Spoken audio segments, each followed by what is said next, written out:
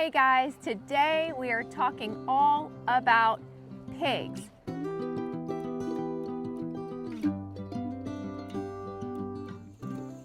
Hey boys, where are we going? To the pigs. How many pigs are we getting? 4. Who's wrangling them? Me. You gonna wrangle a pig?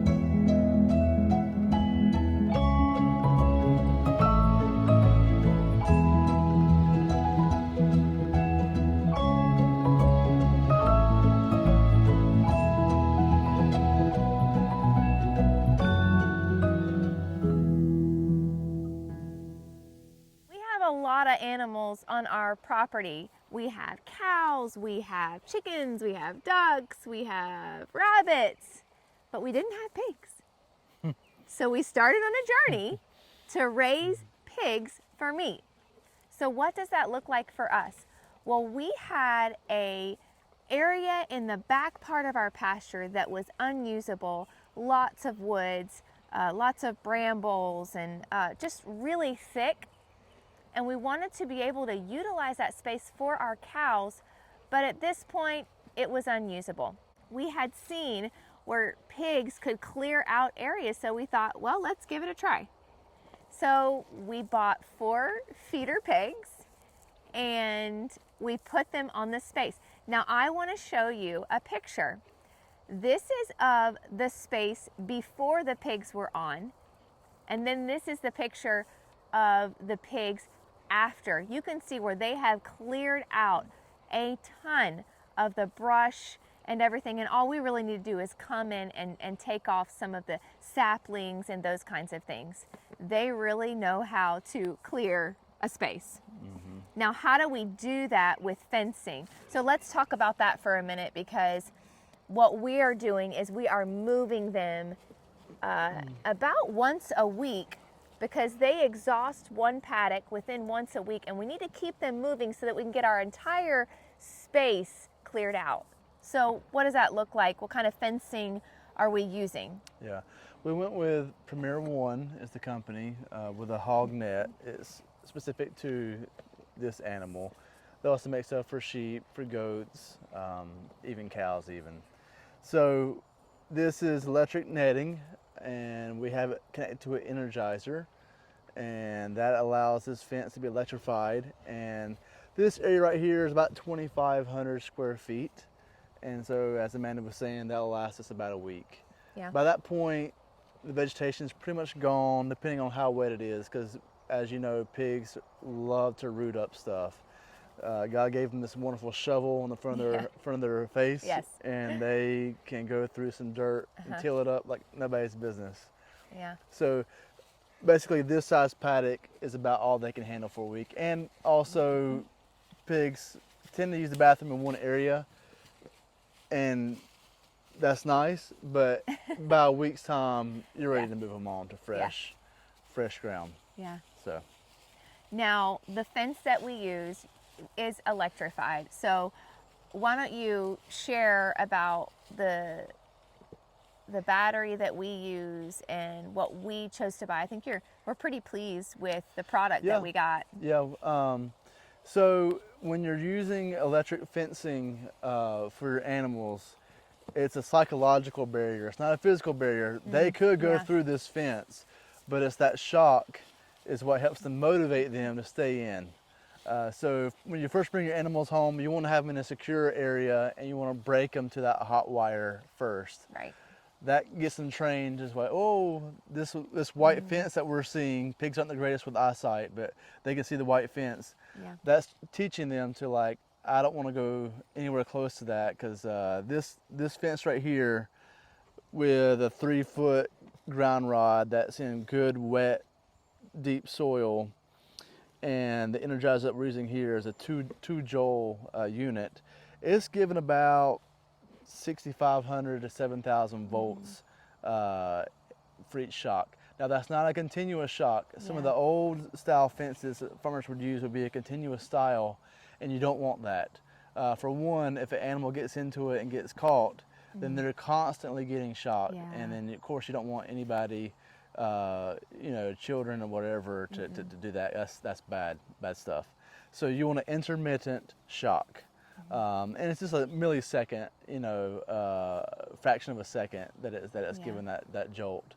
But it's really effective. I mean, this is really a game changer. You're not having to fence in whole entire properties with physical fencing, such as goat netting or sheep panels or something like that. That's an actual woven wire fence. So this is way more economical and allows you to move it. We will put links in the description for the fencing and the battery that we use so that you can go check them out for yourself. And let me add that the battery that we're using is super important with this. You don't want to use a typical car battery. You don't want to use what they call a starting battery.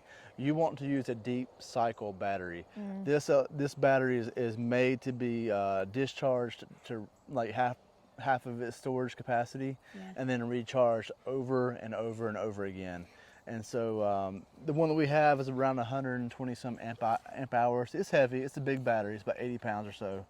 But I'm able to recharge that, and it'll last, depending on temperature, 2 to 3 weeks. Yeah.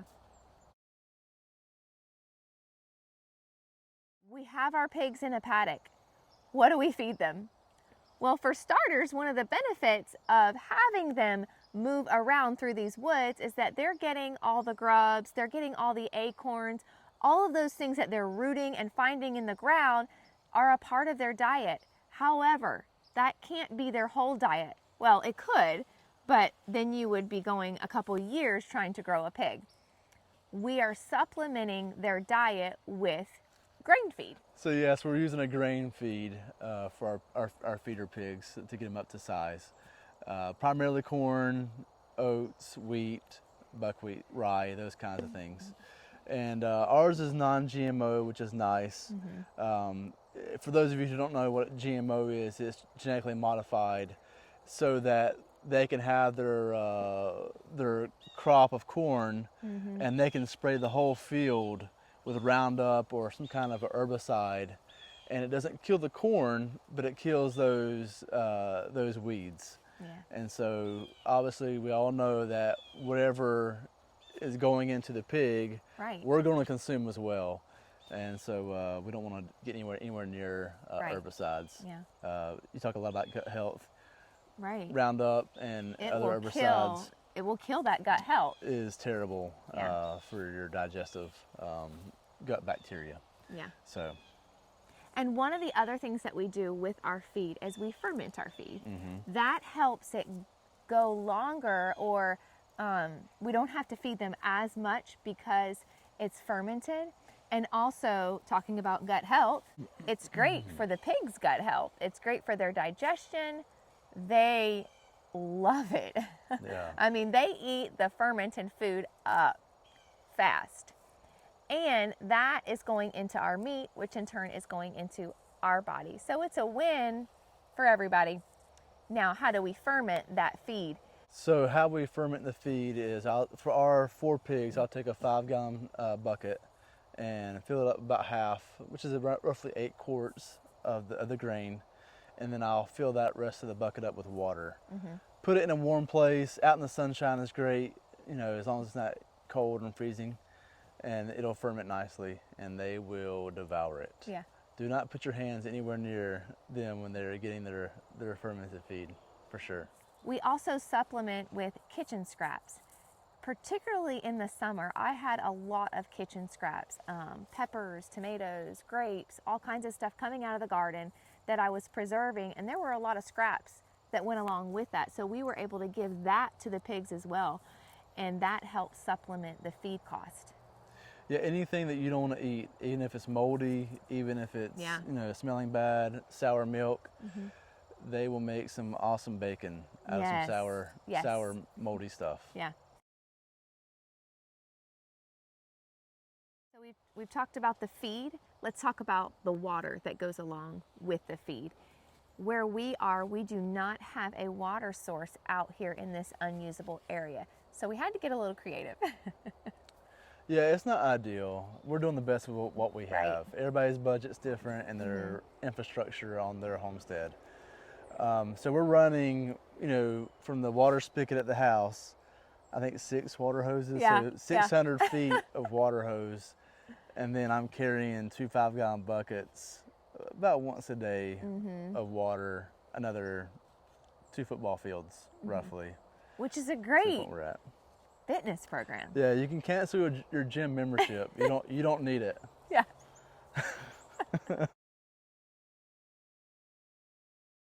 It's time to dive into breeds. What kind of pig should you get? Yeah, there's 2 main categories. There's your commercial breeds, Yes. and that's for any livestock, and those are purpose bred Yeah. genetically for one thing and one thing only: to get big, and to get big fast. Right. So there's pros and cons to everything.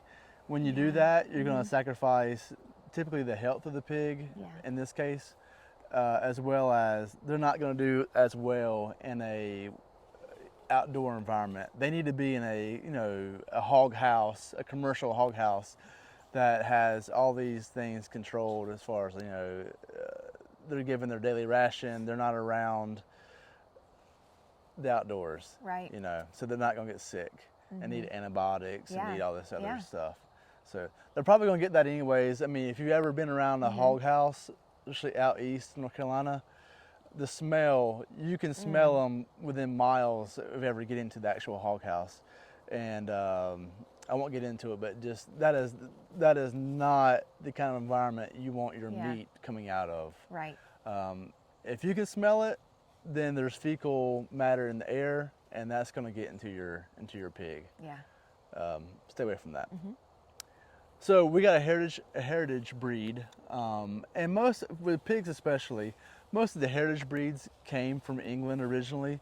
This is a Duroc, but pretty much any old English name such as Hereford or Gloucester, those kinds of names, they all kind of came from the old country, so to speak. And so this is a medium-sized pig. Yeah. Does well as far as building muscle in a relatively short period of time, but does really well out in this environment, and it's easy to handle. If you have livestock on your homestead or farm, you want it to be easy to handle, So true. especially with children. Yes. You don't want aggressive and this kind of hostile temperament animals. So for us, we were very blessed in that our neighbor is actually breeding hogs, and literally 2 minutes down our Yeah. dirt road, So easy. we were able to go down there and pick up our 4 pigs. Right. So basically, you're going to get them when they're weaned, which is 8 weeks. They'll be weaned from the mama, and basically you're looking at 40 pounds or so, 50 pounds possibly if they've done really well on the Yeah. milk. But that's basically that 8-week period, and then from there you're going to grow them until roughly, if you're feeding like we're doing, 6 months. Yeah. So Okay. Our pigs are full grown. They're ready to go. What do we do with them now? Well, we plan on harvesting our pigs right here at our home, and that's one of the benefits of raising these pigs. yeah. Most guys that are into homesteading, for instance, have maybe had a chance to process a deer, a white-tailed deer, for instance. Yeah. This is to be a bigger version of it. So these guys at 6 months will be around 250 pounds. So that's not small by any means, but if you have a tractor Yeah. or access to like a skid steer, or even a tree with a good sturdy branch and a rope and a pulley, it gives you the chance to process the pig on your own land Yeah.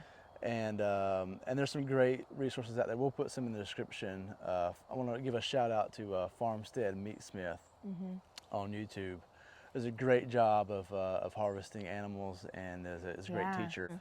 A bonus of being able to do pigs on your own land is that they don't have to be aged. Pork doesn't have to be hung for a certain amount of days to be made more tender like beef does. If you have cows, 14 days is typically standard for letting it age before you start processing it fully.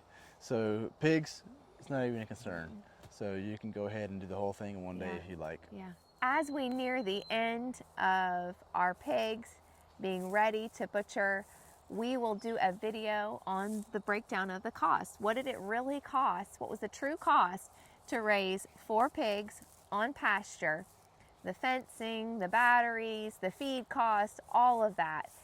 Yeah, realizing that you'd be hard pressed to find, this kind of pork at the store. Even your Whole Foods or whatever, you're gonna be hard pressed to find something that's been raised like this. You are putting work into it, Yeah. but it is well For sure. worth the meat that you get out of it.